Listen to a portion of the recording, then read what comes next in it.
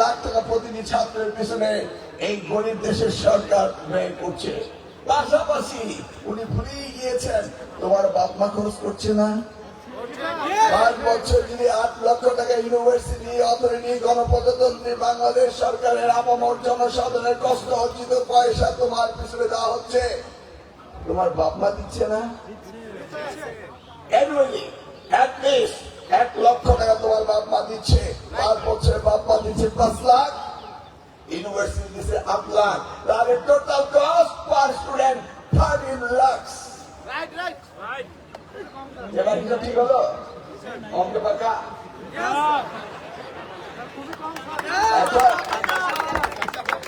13 লাখ আমাদের খরচ হচ্ছে। Every university expenses. এখন এই এক্সপেন্স কমাতে হলে রেশিওটা কি করতে হবে? মোর স্টুডেন্ট বেরিয়ে আসতে হবে, মোর ফ্যাকাল্টি আনতে হবে, মোর কোয়ালিটি স্টুডেন্ট আনতে হবে, এবং they should go abroad and earn money for us. আপনি কি সেই ধরনের শিক্ষা দিচ্ছেন কিনা? That is my question. আমরা শিক্ষার মান উন্নয়ন করতেই হবে, এর কোনো বিকল্প নেই। আছে আমাদের কারিকুলাম, এখানে যে সমস্ত বিষয়ে লেখাপড়া হচ্ছে, ওই শিক্ষককে যদি আমি একটা অন্য বিশ্ববিদ্যালয়ে পাঠিয়ে দেই, সেখানে গিয়ে দেখে আসুন কিভাবে পড়াচ্ছে, প্রজেক্ট বেস আর আমরা সেই অতীতের ম্যান্ডের আমলের সিস্টেম নিয়ে লেখাপড়া করছি। এই জন্যই মাননীয় প্রধানমন্ত্রী ঘোষণা দিয়েছেন প্রয়োজনে জিডিপি 5% শিক্ষা খাতে দেওয়া হবে। উন্নতি বলাটা করছেন না। অতএব সেইভাবে আপনাদের শিক্ষায় কি ধরনের ডেভেলপমেন্ট পান সেটা জানেন। আপনি যে কথাগুলো বলেছেন সেখানে ভৌত অবকাঠামোর কথা রয়েছে, অন্য কোনো বিষয় নয়। আমি জানতে চাই আপনার রিডিং রাইটিং ক্লাসরুম টেকনিক এর কি পরিবর্তন আনবেন, সেটা হলো আমার জানার বিষয়। গুগল মামা আছে না, গুগল সার্চ, একটু ঘুরে যাও, দেখো গিয়ে তোমার ক্লাসে একটা ইন্টারন্যাশনাল স্ট্যান্ডার্ড ইউনিভার্সিটি কিভাবে পড়ায়, গুগলে দেখে ফেলবে এবং টিচারকে বলবে স্যার আমরা ওইভাবে শিখতে চাই। You demand it and they must do it. যে আমরা যা শিক্ষক বলতো তাই আমরা বুঝতাম যে এর বাইরে আর কিছু নেই। এখন তুমিও জানো কিভাবে কি হয় নাকি? তোমাদের বিমান থাকতে হবে। রাষ্ট্র 8 লক্ষ টাকা খরচ করে, তোমার বাবা ন্যূনতম পক্ষে 5 লক্ষ টাকা খরচ করে। তোমার টাকা ওয়ার্থি হতে হবে, সরকারের টাকার রিটার্ন দিতে হবে। Every nickel and dime should be accountable নাকি? আচ্ছা ধরো আমরা যদি এমন একটা পদ্ধতি করতাম, এই 8 লক্ষ টাকা যে ইউনিভার্সিটি দিচ্ছে, সেই 8 লক্ষ টাকা তোমাকে লোন নিয়ে দিতে হবে, কেমন হতো? কে রাজি? আমি নিজে ছাত্র হলে আমিও রাজি হতাম না। কি অবাস্তব প্রস্তাব! 8 লক্ষ টাকা তোমার বাবা এমনি 5 লক্ষ টাকা দিচ্ছে, আবার 8 লক্ষ টাকা দিবে। এবার যদি বলি 8 আর 5 13 লক্ষ টাকা তুমি স্টুডেন্ট লোন চাও এবং 13 লক্ষ টাকা সরকার দিলে কেমন হয়? একটু ভালো হয় নাকি? ওকে, তাহলে এখন যদি বলি এই 13 লক্ষ টাকা যে খরচ করা হলো, এই 13 লক্ষ টাকা তোমাকে দিতে হবে না, তাহলে কেমন হয়? সবাই বলল এইটা যদি একটু সিস্টেম পাল্টিয়ে দেই, এই 8 লক্ষ টাকা ইউনিভার্সিটি যেটা দেয় সেটা তোমাকে দেওয়া হবে, প্লাস এই 8 লক্ষ টাকার সাথে 25% তোমার এক্সপেন্স হিসাবে সরকার লোন হিসাবে তোমাকে দিবে।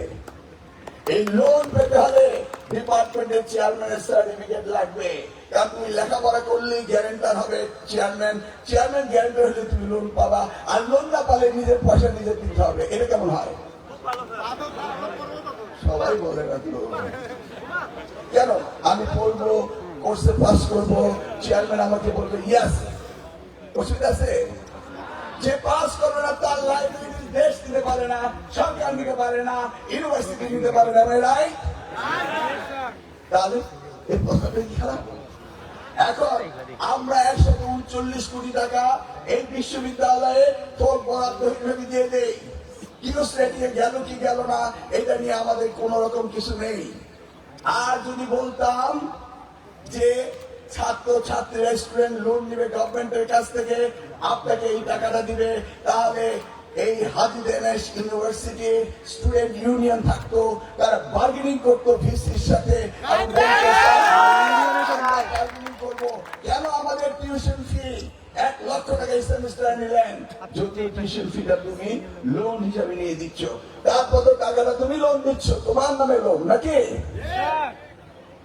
এখন তাহলে কি হতো, ইউনিভার্সিটি অথরিটির সাথে স্টুডেন্টরা বার্গেনিং করতো, এবং সেই বার্গেনিং করে এই বিশ্ববিদ্যালয় সঠিকভাবে চলছে কিনা সেই ব্যাপারও, রিসার্চ এন্ড ডেভেলপমেন্টে আছে কিনা, তোমাদের ইকুইপমেন্ট চেঞ্জ হচ্ছে কিনা, রিসার্চের জন্য ফান্ড দেওয়া হচ্ছে কিনা, পিএইচডির জন্য ফান্ড দেওয়া হচ্ছে কিনা, তখন তোমরা আর্গুমেন্ট করতে পারতে না।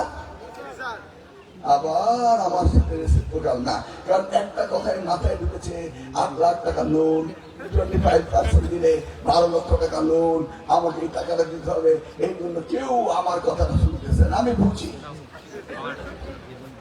আমি সেই কথাটি বলছি, এই লোন যে তোমাকে দিতে হবে এটা তো আমি বলছি না দিতেই হবে, কারণ তুমি যদি লোন নাও দাও, বিশ্ববিদ্যালয়কে 139 কোটি টাকা সরকার দিয়ে দিচ্ছে না, দিচ্ছে তো, সরকার দিবে, সেটা তোমার মাধ্যমে দিতে চাই, জবাব দিতে চাই। আর তুমি জানতে হবে এই বাংলাদেশ তোমাকে কি দিয়েছে, জানতে হবে বাংলাদেশের আপামর জনসাধারণের করের টাকায় বিশ্ববিদ্যালয় চলছে, তাহলে বাংলাদেশের প্রতি তোমার ভালোবাসা, তোমার দায়িত্ববোধ, তুমি কতটুকু ঋণী এটা তোমাকে বুঝতে হবে। টাকা না দিতে পারলে কিচ্ছু হবে না, আনকালেক্টেবল ব্যাট হিসেবে আইটেম করে দেওয়া হবে। তুমি পাস করলে, চাকরি করে নিলে, টাকা চাইলো সরকার, বললো sorry I don't have the money, এই জন্য কোন রকম মামলা হবে না।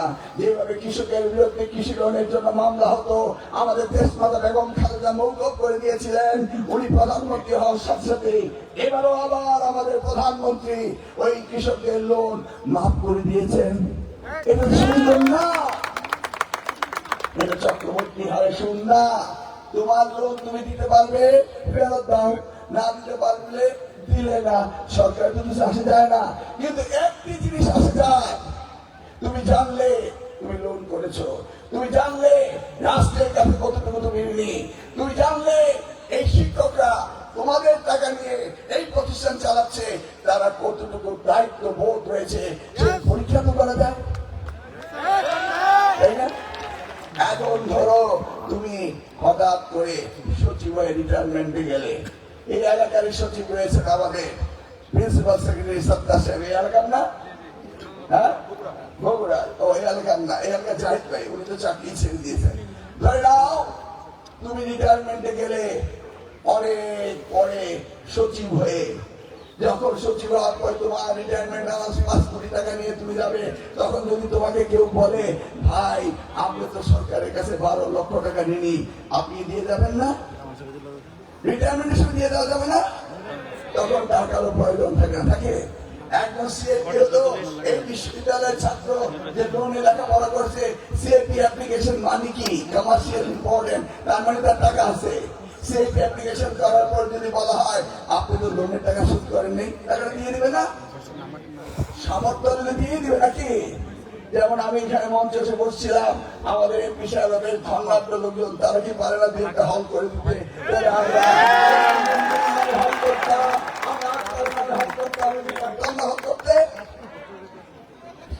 শুধু হাজির আদেশই হতে হবে, আমরাও তো দাদা মহসিন হতে পারি নাকি?